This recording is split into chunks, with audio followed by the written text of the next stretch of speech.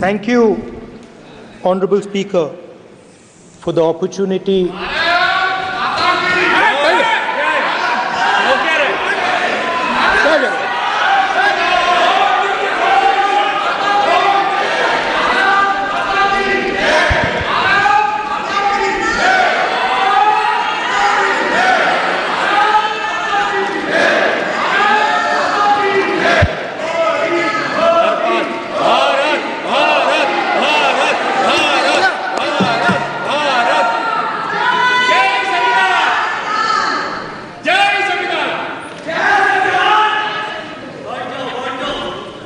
जय संविधान। कॉपी है उसकी?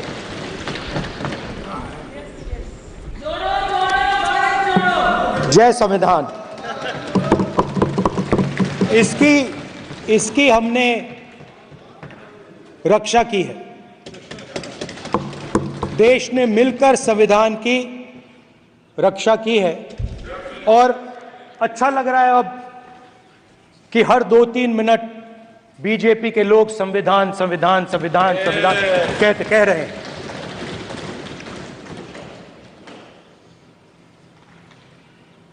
Speaker sir, for the last 10 years,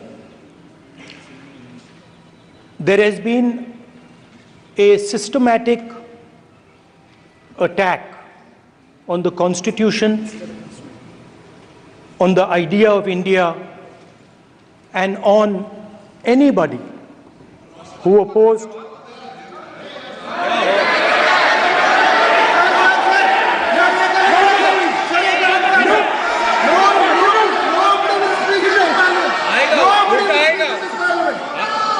आप पर उल्टा आएगा, वही बात नहीं, कल उल्टा आएगा आप पर।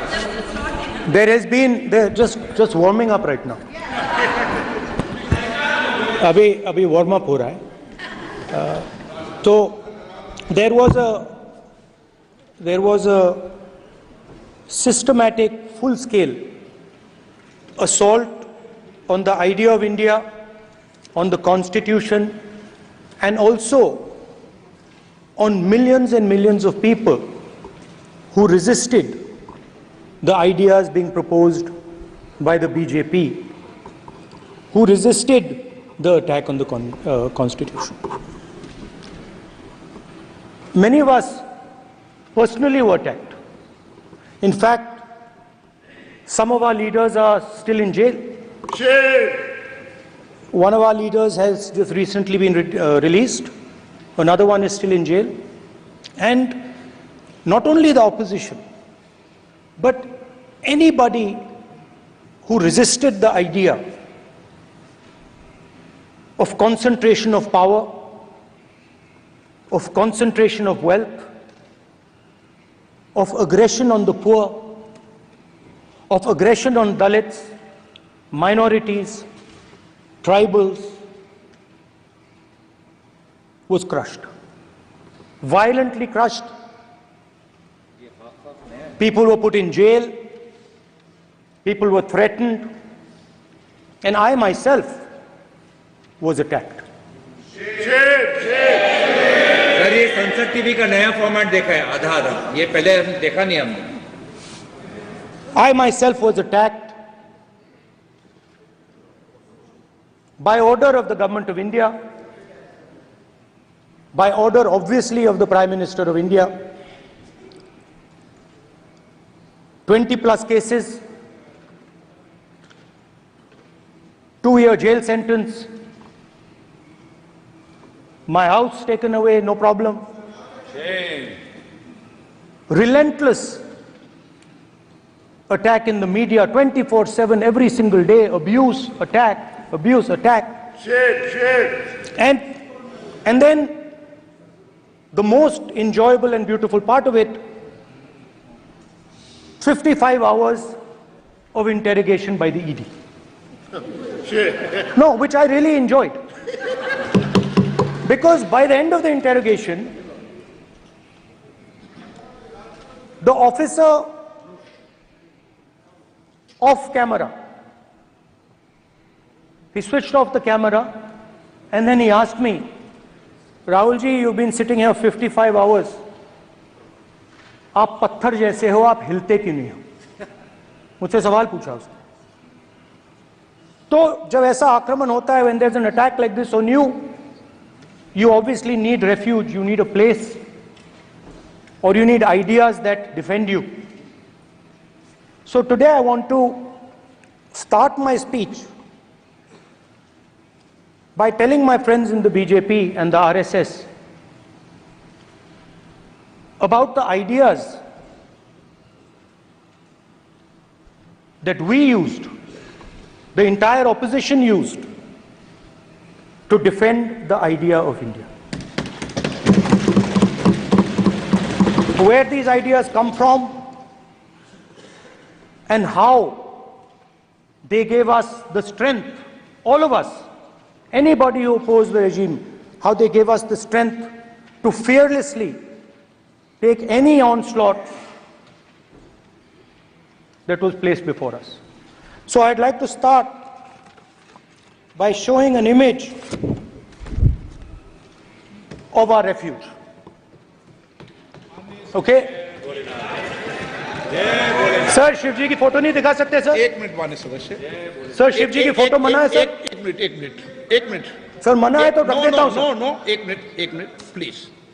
आपने सवाल उठाया, आपके माननीय सदस्यगण 353 का नियम बता रहे थे, 352 का नियम बता रहे। No please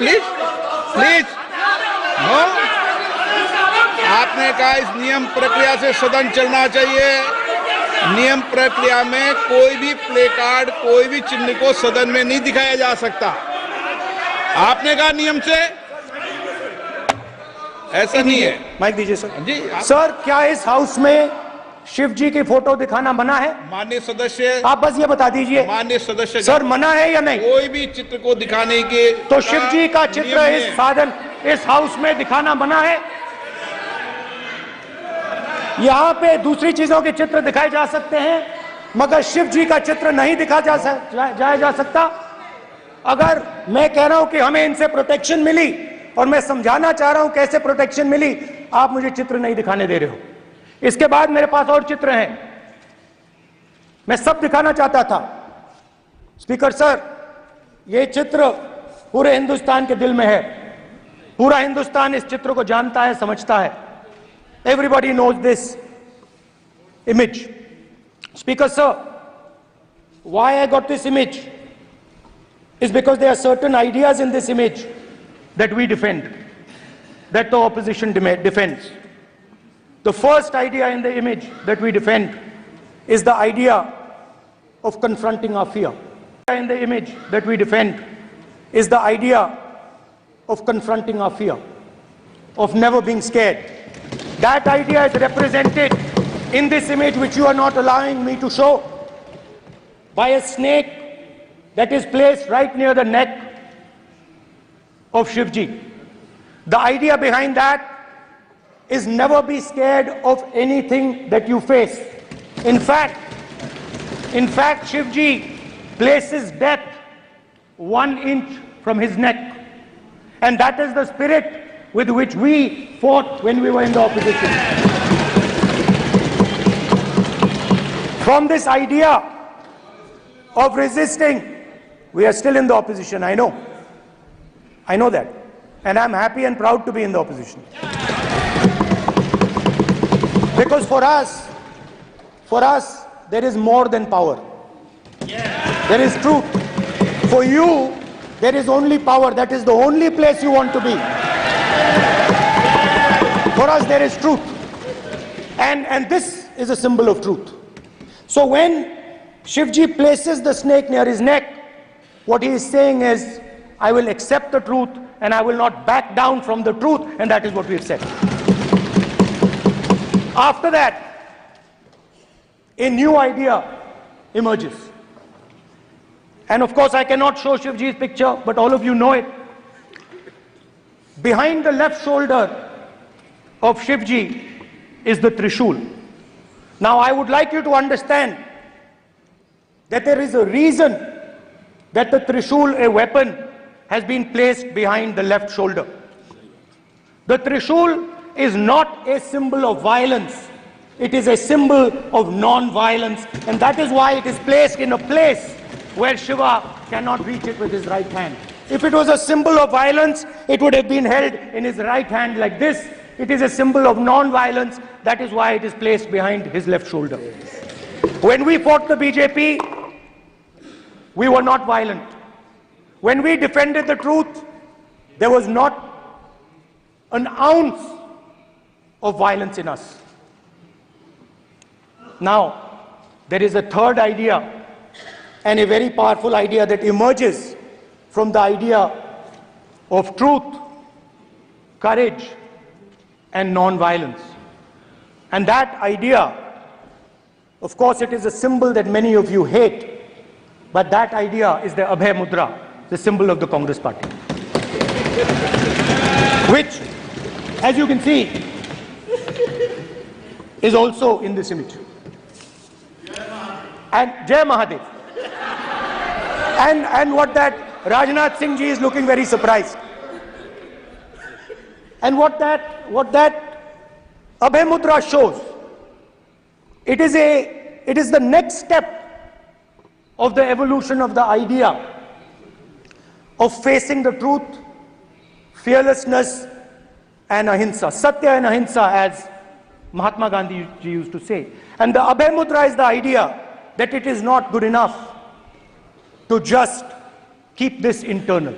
It is not good enough to not be scared. It is not good enough to use non-violence. It is also important that you make others not scared, that you help others become fearless, that you help others become non-violent. So in a sense, the Abhay Mudra is a projection from Shivji to the rest of the world about these two ideas. Of course, these two ideas were used by us, all of us, when we fought the British. And they were put forth by Mahatma Gandhi. The Prime Minister, of course, who has a direct connection with God, speaks directly to God. Yes, the Paramatma speaks to Modi ji's Atma directly. Unlike with all humans, we are all biological. We are born, we die, but the Prime Minister is a non-biological being.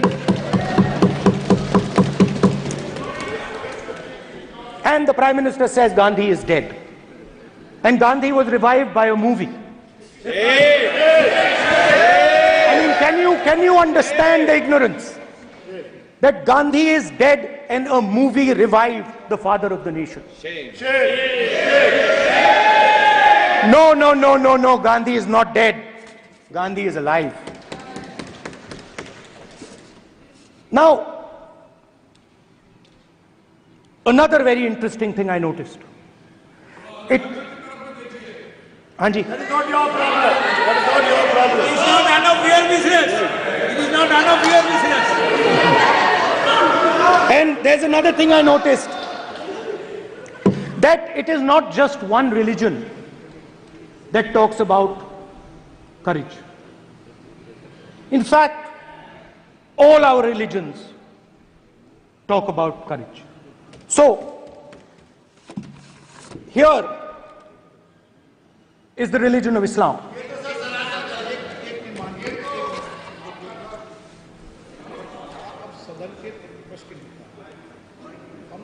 आपसे ये अपेक्षा ठीक है, मैं दिखाऊंगा नहीं sir, कैसे करूं? मैं समझाना चाहता हूं, वो समझा नहीं पा रहा हूं। समझदार हैं यहाँ पर, सब चुनकर आते हैं, सर बात नहीं बन रही, चुनकर भेजा है, मजा नहीं आ रहा है। जनता ने सबको चुनकर भेजा, आप एड्रेस करें। जनता ने कांग्रेस पार्टी ने शिवजी की फोटो दिखा दी है, गुस्सा हो गए। अब देखिए, प्लीज मान्य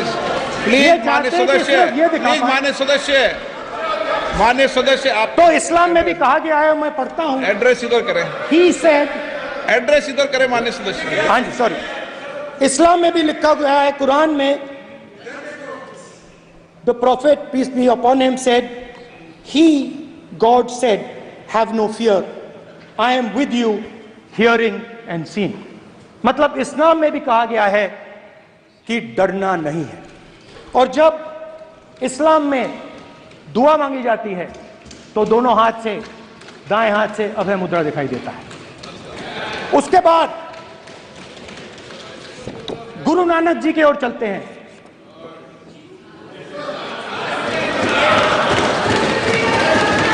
वाहेगुरु जी की फतेह, वाहेगुरु जी का खालसा। जिस धर्म पर आप हर रोज आक्रमण करते हो, गुरु नानक जी जो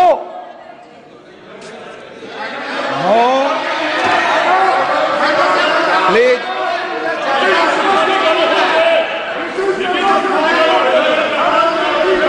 no, please please please please please माननीय सदस्य, प्लीज गुरु नानक जी के चित्र में भी हम इनको इस तरीके से पूछते हैं, आप इस तरीके से टेबल पे मत रखो। सर कहाँ रखूं सर? तरीका ठीक सर कहाँ रखूं? यहाँ रख दूं सर? आप यहाँ मत यहाँ रख रखो। देता हूं सर।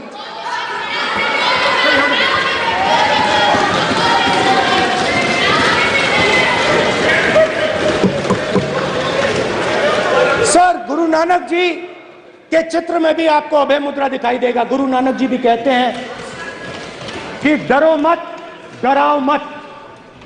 और पंजाब से गुरु नानक जी मक्का तक गए, थाईलैंड तक गए, अफगानिस्तान गए, श्रीलंका गए,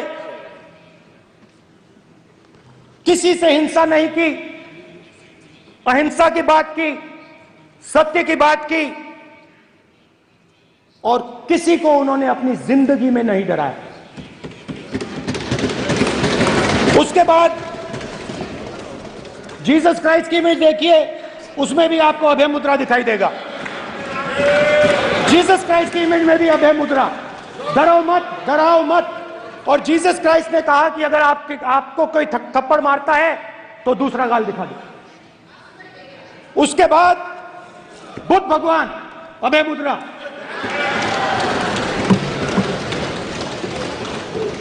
डरो मत, डराओ मत, अहिंसा। मतलब, और अंत में महावीर, डरो मत, डराओ मत, अभय मुद्रा। मतलब हिंदुस्तान के इतिहास में 3 फाउंडेशनल आइडियाज हैं।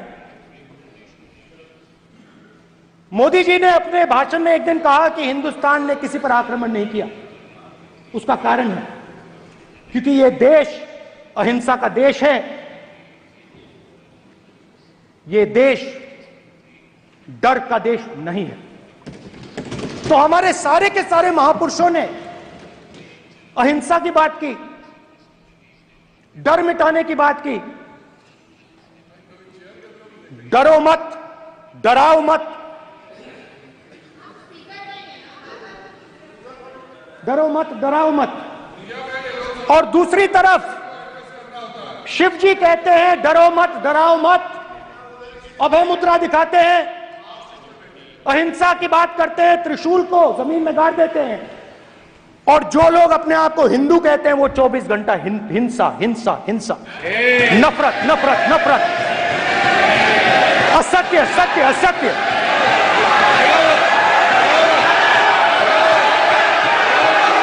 आप हिंदू हो ही नहीं।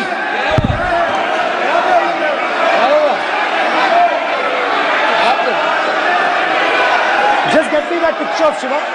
Yes, I'm inside because of this. Hindu धर्म में साफ लिखा है, सत्य के साथ खड़ा होना चाहिए, सत्य से पीछे नहीं हटना चाहिए, सत्य से नहीं डरना चाहिए। अहिंसा हमारा प्रतीक है। अभय मुद्रा ऐसे कीजिए, ऐसे कीजिए, अभय मुद्रा।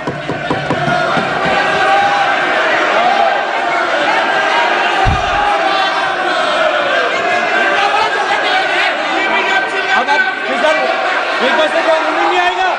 Prime minister will not speak. When Prime Minister will speak, this will speaker भाई भाई भाई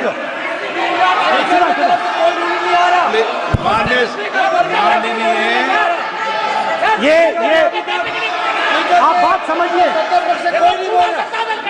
आप बात समझिए। ये इसलिए चिल्ला रहे हैं क्योंकि तीर जाके दिल में लगा है, दिल में जाके तीर लगा है, इसलिए ये चिल्ला रहे हैं। देखो चुप हो गए, देखिए स्पीकर साहब चुप हो गए सब।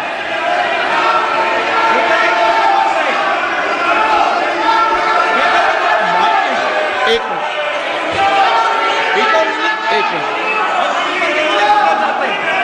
माननीय आप प्रतिपक्ष के नेता हैं, किसी की भावनाओं को ठेस नहीं पहुंचे, सर मुझे चर्चा बोलने में ध्यान दीजिए। रखना चाहिए।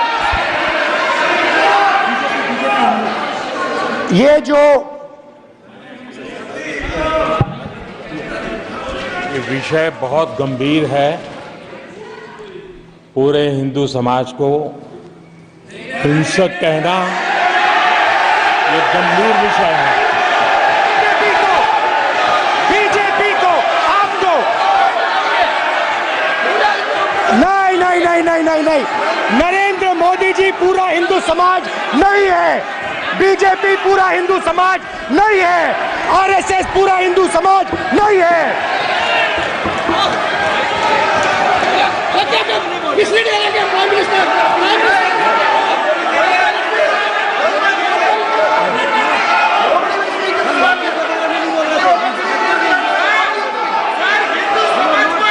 भूपेंद्र यादव जी, ये ठेका नहीं है बीजेपी का। भूपेंद्र यादव जी बोलना चाहते हैं आप? ये सब हिंदू हैं यहाँ पे, ये सब हिंदू हैं। माननीय अध्यक्ष जी, प्रतिपक्ष के नेता आज पहली बार इस सदन को संबोधित कर रहे हैं।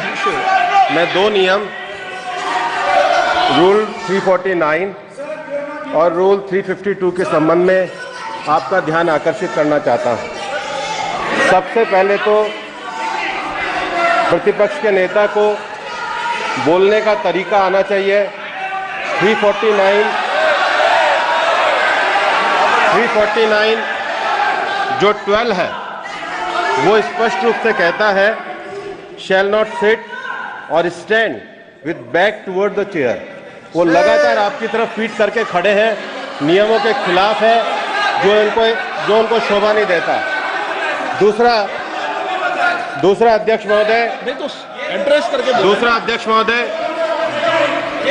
महोदय आर्टिकल रूल 352 रूल 2 ये कहता है make personal reference by way of making an allegation imputing a motive to or a questioning the bona fide।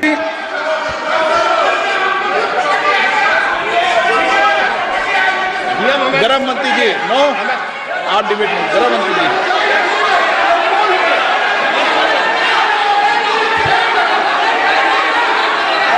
माननीय अध्यक्ष जी,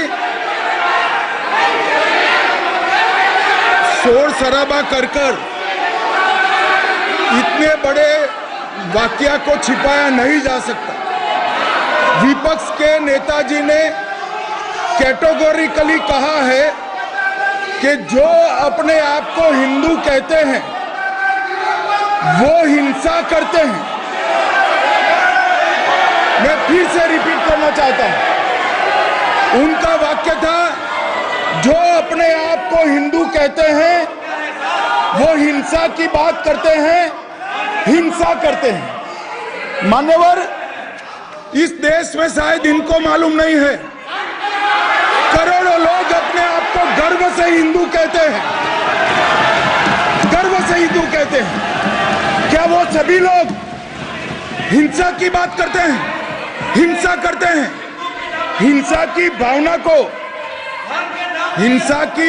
को किसी धर्म के साथ जोड़ना और इस सदन में और संवैधानिक पद पर बैठे हुए व्यक्ति ने, मैं मानता हूं मान्यवर, उन्होंने इसकी माफी मांगनी चाहिए।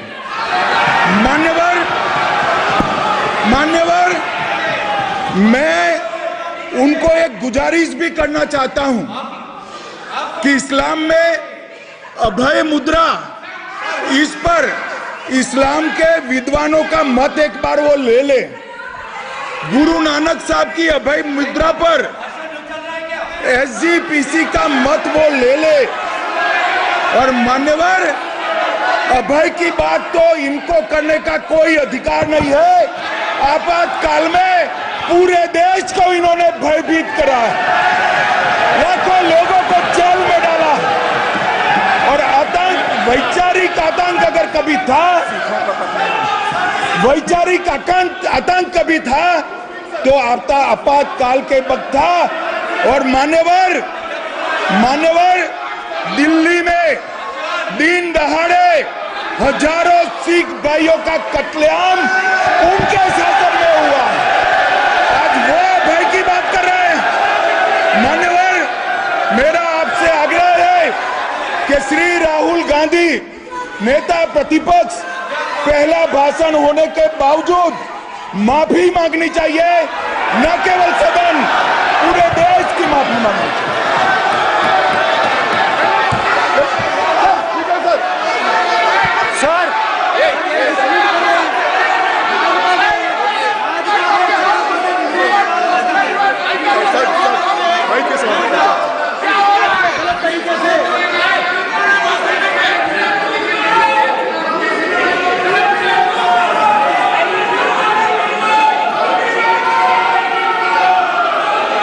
Speaker sir,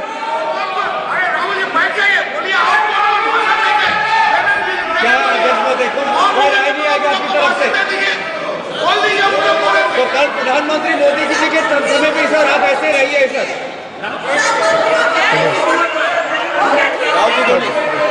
speak until the quiet.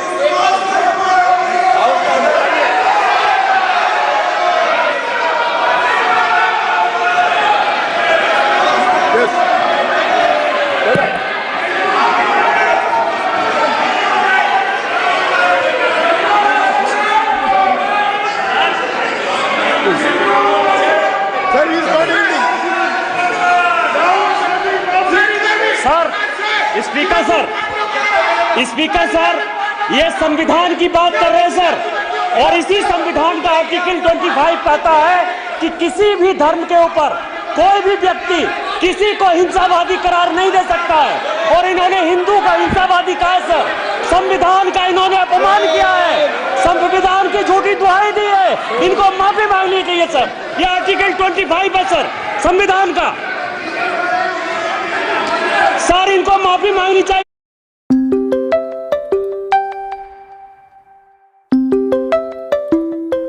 संविधान से चलता है सर। ये आर्टिकल 25 आदि करार नहीं दे सकते। ये संविधान की बात कर रहे हैं सर, और इसी संविधान का आर्टिकल 25 कहता है कि किसी भी धर्म के ऊपर कोई भी व्यक्ति किसी को हिंसावादी करार नहीं दे सकता है। और इन्होंने हिंदू का हिंसावादी कहा है सर। संविधान का इन्होंने अपमान किया है, संविधान की झूठी दुहाई दी है। इनको माफी मांगनी चाहिए सर। ये आर्टिकल 25 है सर संविधान का। सर इनको माफी मांगनी चाहिए। आर्टिकल 25 जो है संविधान, और ये देश संविधान से चलता है, ये पार्लियामेंट संविधान से चलता है सर। इनको माफी मांगनी चाहिए सर। ये संविधान से ऊपर नहीं है। प्लीज एक मिनट प्लीज। माननीय सदस्यगण, ये सदन की एक मिनट मैं दूंगा, अलाउ करूंगा आपको। माननीय सदस्यगण, इस सदन की एक गरिमा रही है और हमें संवाद चर्चा करते समय इस सदन की गरिमा को रखना चाहिए।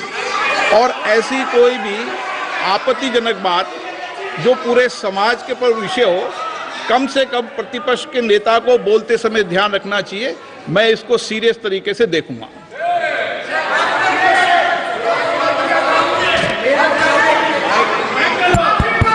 सर, अगर आप जो महापुरुष हैं, अगर आप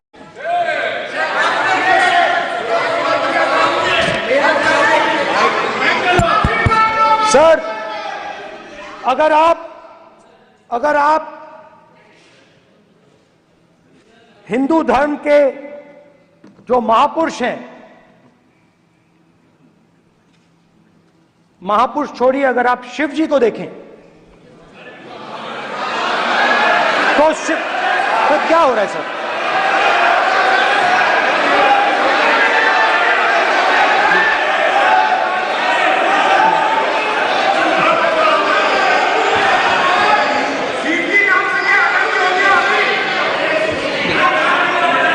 अगर आप शिव जी को देखें तो उनकी इमेज से आपको पता लगता है कि हिंदू डर नहीं फैला सकता, हिंदू हिंसा नहीं फैला सकता, हिंदू नफरत नहीं फैला सकता। और बीजेपी 24 घंटा नफरत, हिंसा, नफरत, हिंसा, नफरत, हिंसा। स्पीकर सर, कहां कहां तक इन्होंने डर फैला दिया है?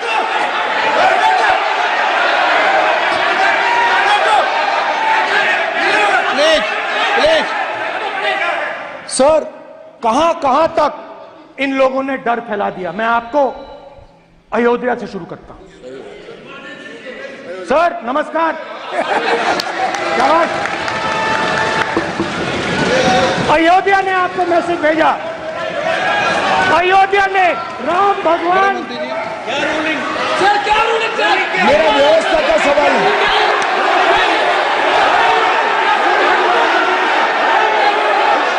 इस सदन के नियमों की पुस्तिका, इससे कुछ सदस्यों को क्या मुक्ति दे दी गई है? आपके गाइडेंस के बाद भी बार बार तस्वीर बताना, पूरे बीजेपी को हिंसा कर रही है ऐसे कहना, खड़े होकर एक दूसरे के बीच में हस्तधून करना, सारे नियम इनको लागू नहीं होते हैं। नियम मालूम नहीं है तो ट्यूशन रख ले साहब। सदन इस तरह से नहीं चल सकता है। ये सदन, मेरा आपसे आग्रह है कि ये सदन ऑर्डर में रहना चाहिए, नियमों के अनुसार रहना चाहिए। ये हम सभी सदस्यों का आपसे विनंती है। स्पीकर सर, एक मिनट प्लीज। माननीय सदस्यगण, आप ही किताब राम बताएं। भगवान की जन्मभूमि ने, अपेक्षा करता हूं कि अपन इसके नियम प्रक्रिया चले। नो, सब चले। नो, आपने बताया था नियम। नो,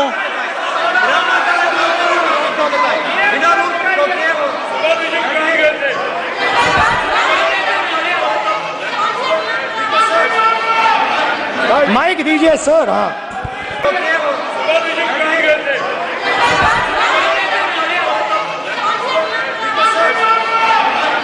माइक दीजिए सर। हाँ सर, मेरा सवाल है सर, इस माइक का कंट्रोलर किसके हाथ में? प्लीज बैठिए, बैठिए सर ये ऑफ होता है, प्लीज बीच में माने ऑफ हो बैठिए जाता है। प्लीज। ये बार कई बार विषय उठ गई और बहुत गंभीर, और माननीय सदस्य, आप प्रतिपक्ष के नेता हैं, आप सदन के बाहर भी ये बात कहते हैं कि माइक बंद कर देते हैं। मैंने कई बार आग्रहपूर्वक किया कि आसन पर इस तरीके का आरोप नहीं लगाए। नो, प्लीज बात सुनिए। आसन पर सभी दल के, प्लीज, आसन पर सभी दल के लोग बैठते हैं और सभी दल के लोग सभापति तालिका पे हैं और सब जानते हैं कि एक व्यवस्था होती है, जिस भी माननीय सदस्यों को आग्रह किया जाता है बोलने का वो बोला जाता है, और जिसको आग्रह नहीं किया जाता उसका माइक चालू नहीं होता। आप बोलने के लिए खड़े, आपका माइक कभी बंद नहीं हुआ, कभी बंद नहीं हुआ। आप अगर आसन में जो भी विराज रहे हैं वो अगर आपका नाम नहीं पुकारते हैं तब माइक चालू नहीं होता। ये व्यवस्था हमेशा इस सदन की रही है, पुराने में भी और नए में भी। कभी आसन पे व्यक्ति पर माइक का कंट्रोल नहीं होता। दूसरा, माननीय प्रतिपक्ष के आप नेता हैं और आपसे ये अपेक्षा की जाती है कि आप लोकसभा की प्रक्रिया का संचार नियम का पालन करें, संविधान की जो व्यवस्थाएं दे रखी है उसकी पालन करें और सदन में बोलते समय किसी भी धर्म को के ऊपर ऐसा आक्षेप नहीं करें जिससे पूरे देश के अंदर विषय पैदा हो। यह आपसे अपेक्षा की जाती है। सर, मैं बिल्कुल आपकी रिस्पेक्ट करता हूं स्पीकर सर, मगर मेरे भाषण के बीच में सच्चाई ये है कि माइक ऑफ हो जाता है। मैं क्या करूं, हो जाता है वो। अब आपने देखा मैंने अयोध्या शब्द यूज किया और माइक ऑफ हो गया। नो, अरे ये प्रधानमंत्री मोदी जी के टाइम में आधा कह रहा है क्या? तो अयोध्या ने राम भगवान की जन्मभूमि, प्लीज ब्रदर, राम भगवान की जन्मभूमि ने बीजेपी को मैसेज दिया और ये आपके सामने मैसेज बैठे हुए हैं। मैंने इनसे पूछा, कल कॉफी पी, इनसे मैंने पूछा कि बताइए ये हुआ क्या। बीजेपी ने राम मंदिर का इनॉग्रेशन किया, बोलने दीजिए, राम मंदिर का इनॉग्रेशन किया। अरे भाई आप हार गए, उसको करिए। नाम बोलने की कोई जरूरत नहीं है, मैं भाषण दे रहा हूं, आप नहीं दे रहे हो। मुझे बोलना है जो बोलना है, मुझे नाम लेने की कोई जरूरत नहीं, मुझे जो बोलना है मैं बोलूंगा। तो अयोध्या ने मैसेज दिया और मैंने इनसे पूछा कि हुआ क्या, और इनका जवाब आया। मैंने उनसे पूछा कि आपको कब पता लगा कि आप अयोध्या में जीत रहे हो, और आपने कहा पहले दिन से मुझे पता था। सही बात। और मैंने कहा ये क्या हुआ, उन्होंने कहा राहुल जी अयोध्या में एयरपोर्ट बना, अयोध्या की जनता से जमीन छीनी गई और आज तक उन्हें मुआवजा नहीं मिला है। उन्होंने कहा, सही बात, उन्होंने कहा कि अयोध्या में जो भी छोटे छोटे दुकानदार थे, जो भी छोटी छोटी बिल्डिंग्स थी, उन सारों को तोड़कर गिरा दिया गया और उन लोगों को सड़क पर कर दिया गया। इन्होंने यह भी कहा कि अयोध्या के इनॉग्रेशन में अयोध्या की जनता को बहुत दुख हुआ, क्योंकि इनॉग्रेशन में अदानी जी थे, अंबानी जी थे, मगर अयोध्या का कोई नहीं था। और ये कारण था कि अयोध्या की जनता में, उनके दिल में नरेंद्र मोदी जी ने भय डाल दिया। उनकी जमीन ले ली, उनके घर गिरा दिए और फिर अयोध्या के गरीब लोगों को, किसानों को, मजदूरों को मंदिर के इनॉग्रेशन तक नहीं जाने दिया। मंदिर के इनॉग्रेशन छोड़ो, उसके बाहर भी नहीं जाने दिया। और इसीलिए अयोध्या की जनता ने सही मैसेज भेजा। अच्छा, इन्होंने मुझे एक और बात बोली, 3 बार इन्होंने कहा कि 3 बार नरेंद्र मोदी ने टेस्ट किया, 2 बार क्या मैं अयोध्या से लड़ जाऊं, और सर्वेयर्स ने कहा अयोध्या में मत लड़ जाना, अयोध्या में मत लड़ जाना, अयोध्या की जनता हरा देगी। और इसीलिए प्रधानमंत्री वाराणसी गए और वहां बच के निकले।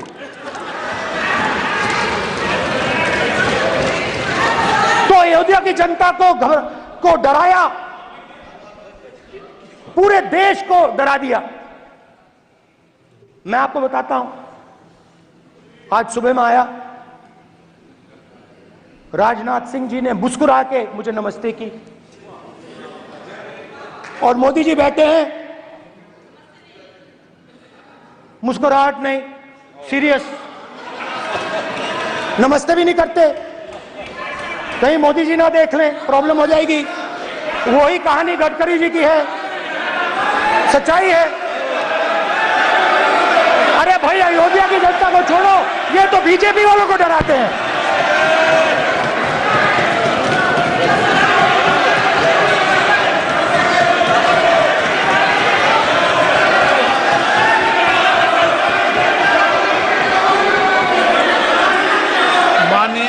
सर क्या है? माननीय प्रतिपक्ष के नेता, एक मिनट, माननीय प्रतिपक्ष के नेता, आप सदन के वरिष्ठ नेता हैं। मेरा आपसे आग्रह है कि राष्ट्रपति अभिभाषण पर डिबेट हो रही है, इसकी गरिमा, राष्ट्रपति अभिभाषण की गरिमा रखे ना। ये तो अपेक्षा आपसे सब करते हैं कि आप राष्ट्रपति अभिभाषण पे बोले, नीतियां पे बोले, कार्यक्रमों में बोले। अब व्यक्तिगत रूप से नहीं, अगर आप ये उचित मानते हैं क्या? स्पीकर सर, ये उचित है? अगर आपकी पार्टी इसको उचित मानती है तो मुझे कुछ नहीं कहना। स्पीकर सर, माननीय अध्यक्ष जी, लोकतंत्र ने और संविधान ने मुझे सिखाया है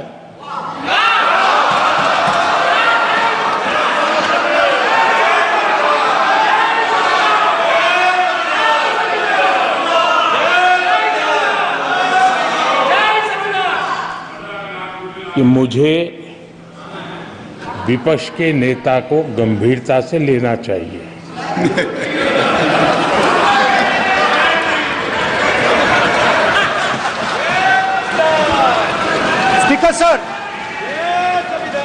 स्पीकर सर, आपने कहा कि डिबेट प्रेसिडेंट्स एड्रेस पे होनी चाहिए।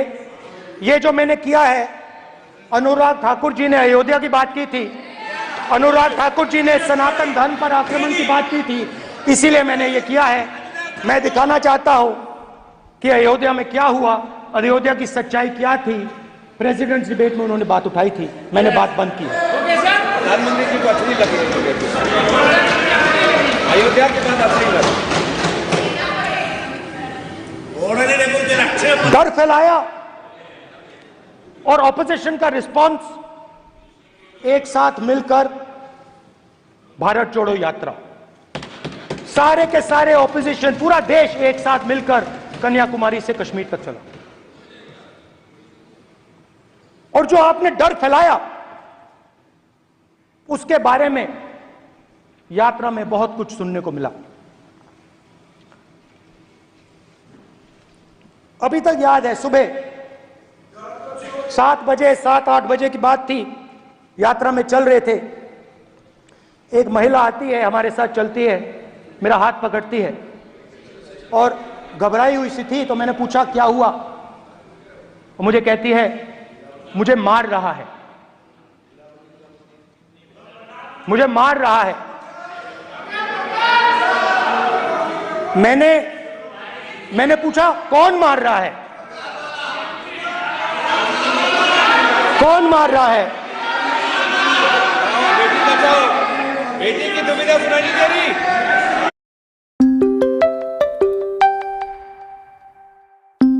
भारत की महिलाओं का दर्द नहीं सुनना चाहते। मैंने पूछा कौन मार रहा है, कहता है मेरा पति मार रहा है। मैंने कहा क्यों? कहती है सुबह का खाना नहीं दे पाई। मैंने कहा क्यों? खरीद नहीं पाई, महंगाई है, महंगाई है, खरीद नहीं पाई, खाना नहीं पका पाई, इसलिए मुझे मार पिट रही है। मैंने कहा बहन क्या करूं, कैसे आपकी मदद करूं? कहती हैं आप कुछ मत कीजिए, आप कुछ मत कीजिए, आप सिर्फ ये बात याद रखिए कि महंगाई के कारण हिंदुस्तान में हजारों महिलाओं को सुबह पीटा जा रहा है। उसके शब्द हैं, मेरे शब्द नहीं है। गैस सिलेंडर, महंगाई, तो आपने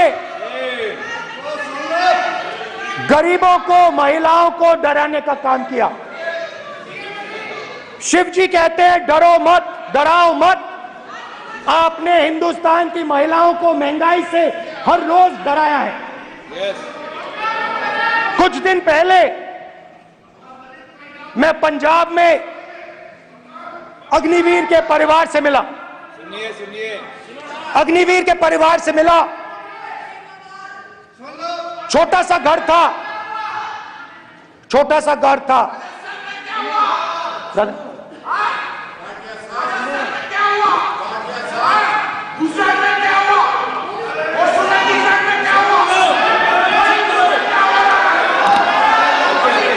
ठीक है,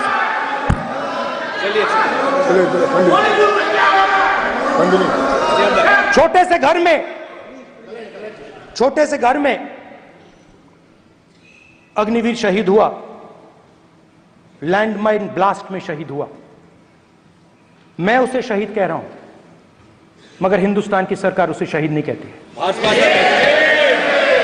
नरेंद्र मोदी उसे शहीद नहीं कहते हैं। नरेंद्र मोदी उसे अग्निवीर कहते हैं।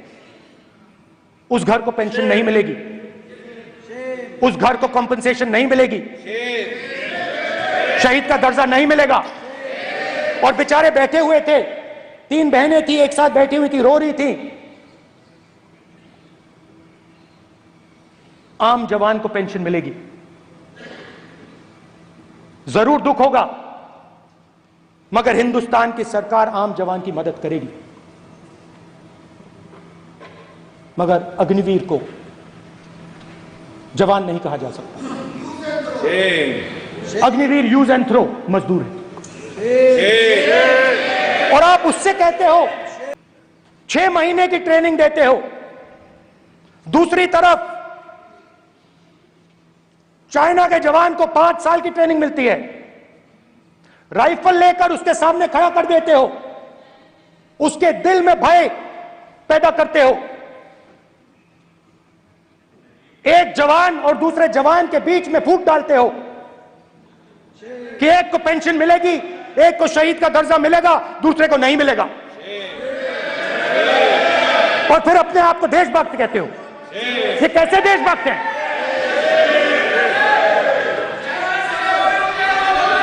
फिल्म स्टार जैसी फोटो थी उस लड़के की, फिल्म स्टार, बॉलीवुड स्टार की फोटो थी। मैं सोच रहा था देखो इस युवा ने जान दी। स्पीकर सर,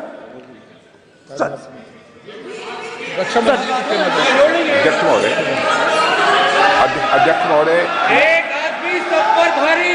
अध्यक्ष महोदय, मैं नेता प्रतिपक्ष से अनुरोध करना चाहूंगा, गलत बयानी करके सदन को गुमराह करने की कोशिश। गलत नहीं है सर, गलत नहीं है सर। देना चाहता हूं कि युद्ध के दौरान अथवा सीमाओं की सुरक्षा के दौरान यदि हमारा कोई अग्निवीर का जवान शहीद होता है तो उसके 1 करोड़ रुपए की धनराशि सहायता के रूप में उसके परिवार को मुहैया कराई जाती है।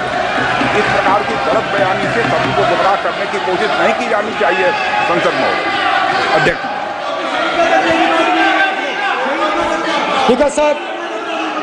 स्पीकर साहब देखिए, स्पीकर सर देखिए,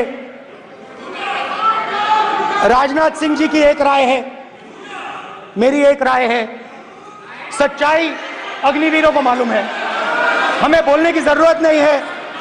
अग्निवीर को किस चीज का सामना करना पड़ता है, शहीद का दर्जा मिलता है या नहीं मिलता है, कॉम्पनसेशन मिलता है नहीं मिलता है, पेंशन मिलती है नहीं मिलती है, वो उसको मालूम है। पॉइंट ऑफ ऑर्डर है मान्यवर।